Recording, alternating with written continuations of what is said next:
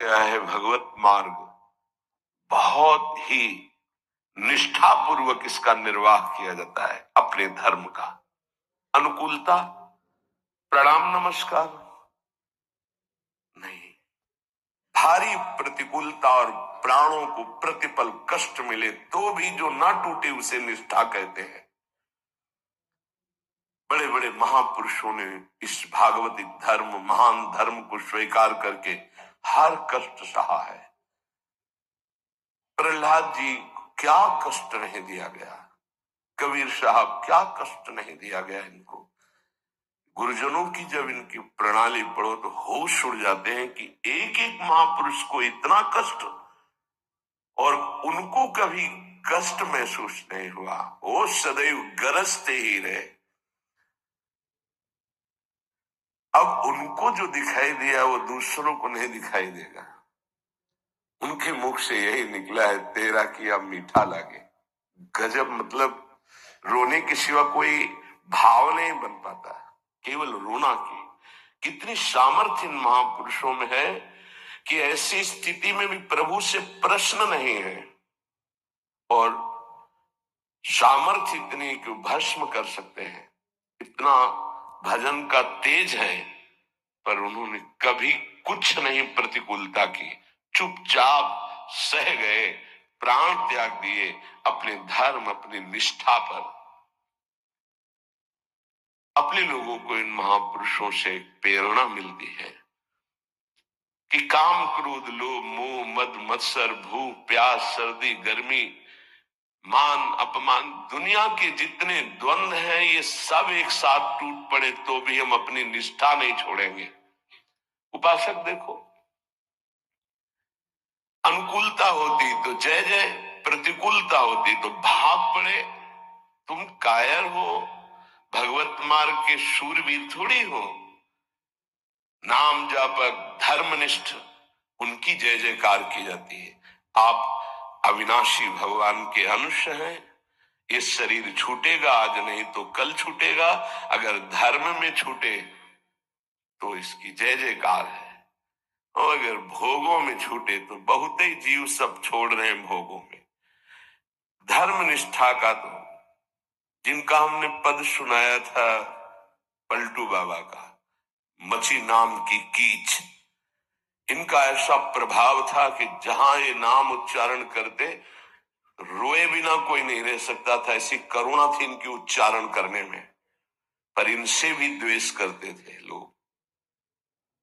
इतना द्वेष किए कि एक दिन ये रात्रि में कुटिया में सो रहे थे, इनकी कुटिया में चारों तरफ से आग लगा दी।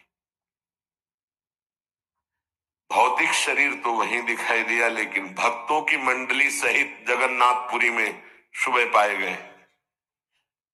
पार्थिव शरीर तो अयोध्या में ही रहा, पांच भौतिक जो कुटिया में जल गया, और वो दिव्य शरीर से जगन्नाथपुरी में भक्तों की मंडली के बीच में पाए गए। तो वहां उनसे पूछा कि आप अवध से कब आए, तो उन्होंने सुबह कहा कि आज ही रात्रि के आए। इतनी जल्दी कैसे आ गए? बोले अवधनाथ ने भेज दिया है। वहां पलटू नाम का एक जो शरीर था वो जल गया, तब पता चला कि दिव्य देह से भक्त मंडली में विराजमान है। ये निष्ठाएं ऐसे कोई थोड़ी कि जहां फूल माला, चंदन, इत्र, खुशबू, खान पान, जय जयकार, प्रणाम नमस्कार तो आप धर्मनिष्ठ है, और जहां प्रतिकूलता तो आप बदल गए, इसे निष्ठा नहीं कहते। जिस सर पर मनोपुष्प और दुग्ध का अभिषेक हुआ पूज्य पादुड़िया बाबा, उसी सर पर 6-6 इंच के गड़ा से चले ओम पधार गए।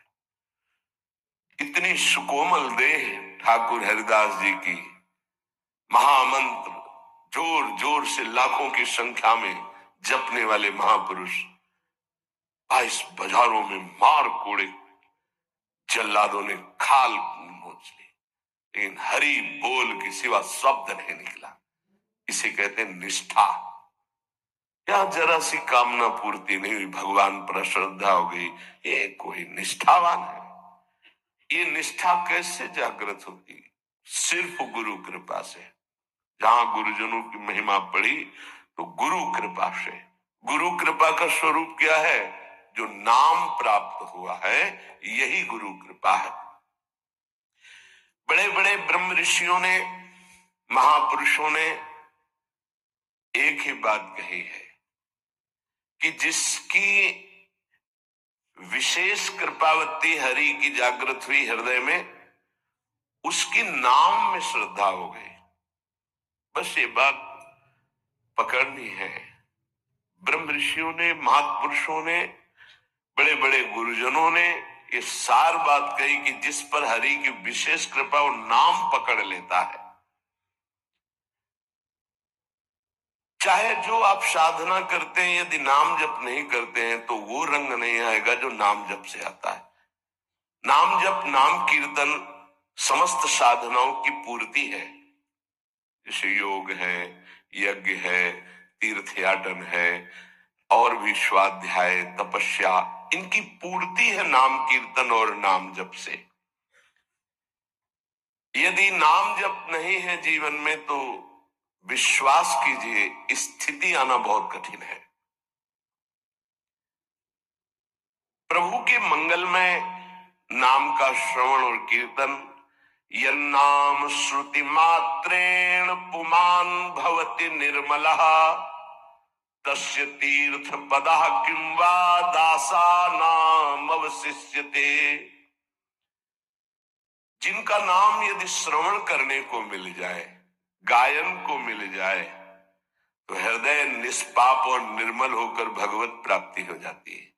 फिर जिनके हृदय में भगवान का दासत्व जागृत हो चुका है और वो नाम स्वाद ले रहे, उनकी महिमा का क्या वर्णन।